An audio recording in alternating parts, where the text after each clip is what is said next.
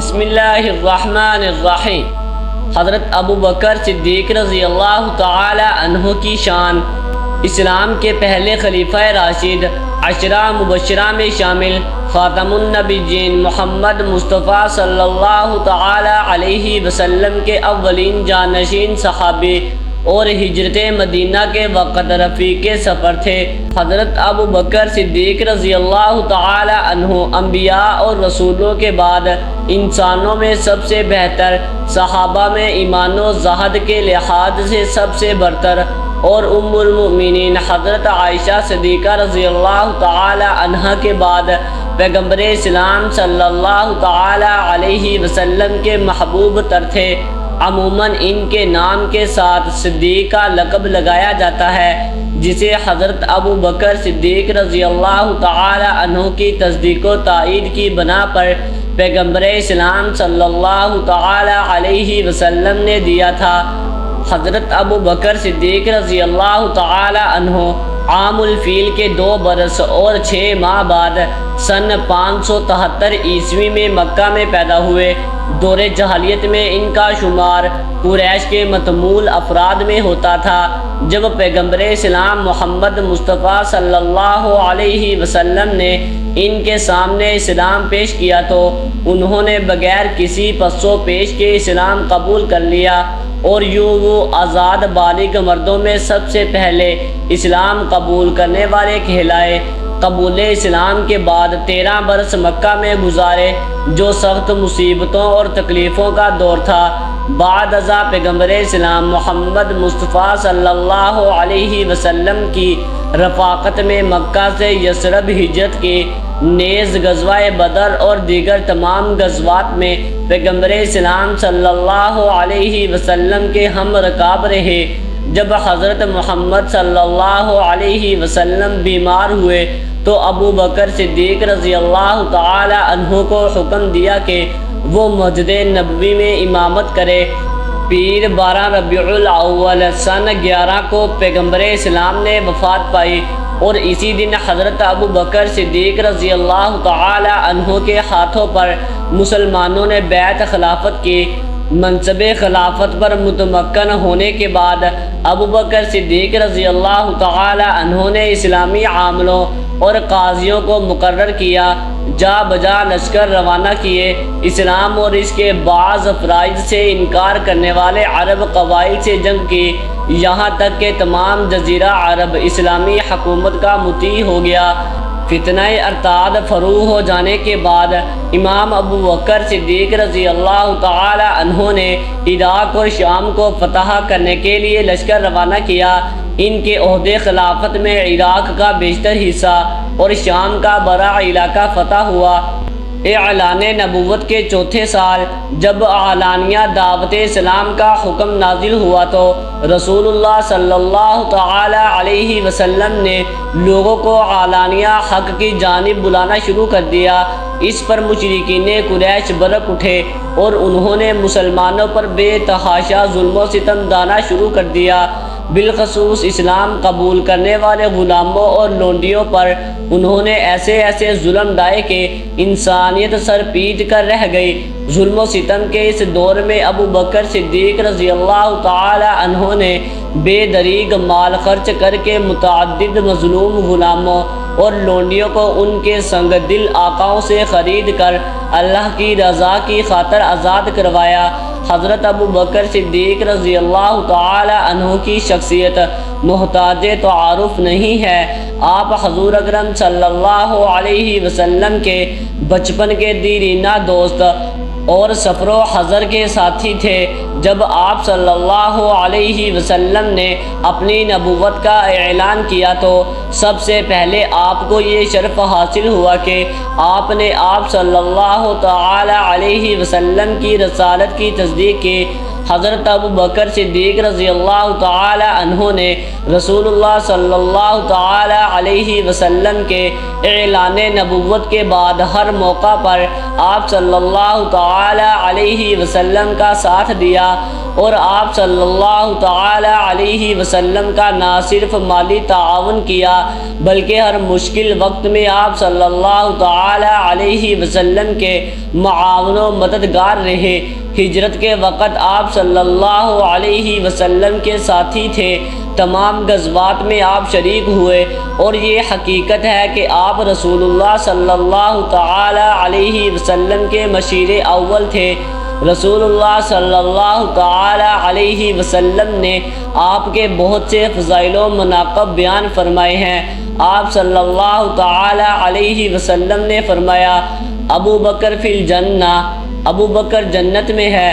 حضرت ابو بکر صدیق رضی اللہ تعالی عنہ نے پوچھا، کیا کوئی شخص ایسا بھی ہوگا جسے جنت کے ان تمام دروازوں سے بلایا جائے گا؟ یا رسول اللہ صلی اللہ تعالی علیہ وسلم۔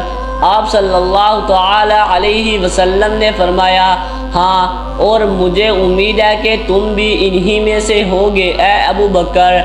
یہ بھی فرمان نبوی صلی اللہ تعالی علیہ وسلم ہے، میری امت میں سے میری امت پر سب سے زیادہ رحم کرنے والا ابو بکر رضی اللہ تعالی عنہ ہے۔ حقوق صحبت کی ادائیگی اور مال خرچ کرنے میں تمام لوگوں سے بڑھ کر احسان مجھ پر بلا شبہ ابو بکر رضی اللہ تعالی عنہ کا ہے۔ پھر ارشاد فرمایا، اگر میں اپنے رب کے سوا کسی اور کو خلیل بناتا تو ابو بکر رضی اللہ تعالی عنہ کو بناتا۔ ایک بار آپ صلی اللہ تعالی علیہ وسلم نے ارشاد فرمایا، تم غار میں میرے رفیق تھے اور حوض کوثر پر میرے رفیق ہوگے۔ جامعہ ترمذی میں امام ترمذی نے اور تاریخ الخلفاء میں امام سیوطی رحمۃ اللہ علیہ نے حضرت عمر فاروق رضی اللہ تعالی عنہ کا یہ قول نقل کیا ہے کہ ابو بکر رضی اللہ تعالی عنہ ہم سب کے سردار اور ہم سب سے بہتر، رسول اللہ صلی اللہ تعالی علیہ وسلم کو ہم سب سے زیادہ پیارے تھے۔ حضور اکرم صلی اللہ تعالی علیہ وسلم نے 12 ربیع الاول 11 ہجری کو وصال فرمایا تو آپ صلی اللہ تعالی علیہ وسلم کے بعد حضرت ابو بکر رضی اللہ تعالی عنہ خلیفہ منتخب ہوئے۔ آپ صلی اللہ تعالی علیہ وسلم کے آخری دور میں جھوٹے نبی پیدا ہو چکے تھے، لیکن جب آپ صلی اللہ تعالی علیہ وسلم نے وصال فرمایا تو کئی اور فرقے اسلام کے خلاف اٹھ کھڑے ہوئے۔ ایک دو جھوٹے مدعیان نبوت تھے، ان کے علاوہ ایک گروہ ایسا پیدا ہوا جس نے زکوٰۃ دینے سے انکار کر دیا، اور ساتھ ایک اور گروہ سامنے آیا جنہوں نے دین اسلام سے انحراف کیا، یعنی مرتدین اسلام۔ حضرت ابو بکر رضی اللہ تعالی عنہ کے لیے یہ بڑا سخت وقت تھا۔ آپ نے ان سب فتنوں کا بڑی بہادری، شجاعت اور فہم و بصیرت سے مقابلہ کیا۔ حضرت عبداللہ بن مسعود رضی اللہ تعالی عنہ کا قول ہے، ہم سب رسول اللہ صلی اللہ تعالی علیہ وسلم کی وفات کے بعد ایسے حالات میں گر گئے تھے کہ اگر اللہ نے ابو بکر رضی اللہ تعالی عنہ کے ذریعہ ہم پر احسان نہ کیا ہوتا تو ہم ہلاک ہو جاتے۔ عرف عام میں اگرچہ خلفائے راشدین میں حضرت عمر فاروق رضی اللہ تعالی عنہ کو زیادہ شہرت حاصل ہے، لیکن حق یہ ہے کہ اگر خلیفہ اول نے پورے عرب کو ایک اسلام کے علم کے نیچے لا کر نہ جمع کر دیا ہوتا تو حضرت عمر رضی اللہ تعالی عنہ نے جو عظیم کارنامے انجام دیے ان کے لیے راہ ہموار نہیں ہو سکتے تھے۔ حضرت ابو بکر صدیق رضی اللہ تعالی عنہ کی مدت خلافت 2.25 برس ہے، اور اس قلیل مدت میں آپ نے جو عظیم الشان کارنامے انجام دیے ان کی مثال تاریخ اسلام میں مشکل ہی سے ملے گی۔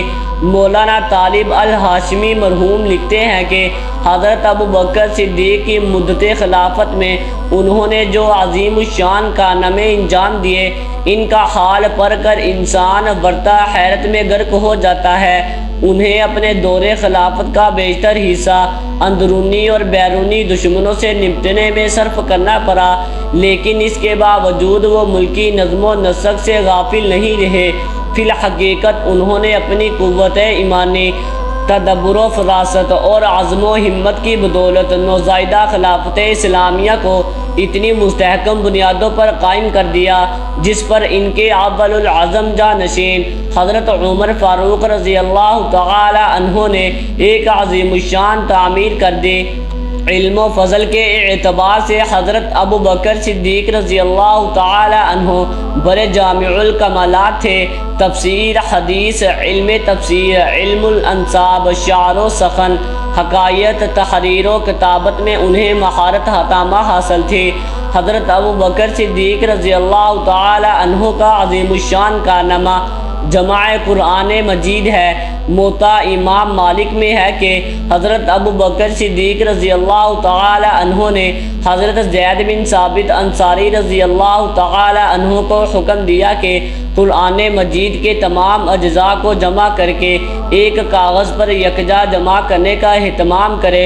چنانچہ حضرت زید بن ثابت رضی اللہ تعالی عنہ نے یہ عظیم الشان کارنامہ انجام دیا۔ 7 جمادی الثانی 13 ہجری کو حضرت ابو بکر صدیق رضی اللہ تعالی عنہ نے غسل کیا۔ اس دن سردی بہت زیادہ تھی جس کی وجہ سے بخار ہو گیا۔ 15 دن مسلسل بخار رہا۔ 22 جمادی الثانی 13 ہجری بروز دوشنبہ مغرب اور عشاء کے درمیان انتقال کیا۔ حضرت عمر فاروق رضی اللہ تعالی عنہ نے نماز جنازہ پڑھائی اور حجرہ حضرت عائشہ رضی اللہ تعالی عنہا میں رسول اللہ صلی اللہ تعالی علیہ وسلم کے پہلو میں دفن کیے گئے۔ وفات کے وقت آپ کی عمر بھی 63 سال تھی۔ امید ہے کہ آپ کو ویڈیو اچھی لگی ہوگی۔ ویڈیو اچھی لگی ہے تو ویڈیو کو لائک ضرور کر دیں اور چینل کو بھی سبسکرائب کر دیں تاکہ اس طرح کے انفارمیٹیو ویڈیوز آپ کے پاس بر وقت پہنچتی رہیں۔ شکریہ۔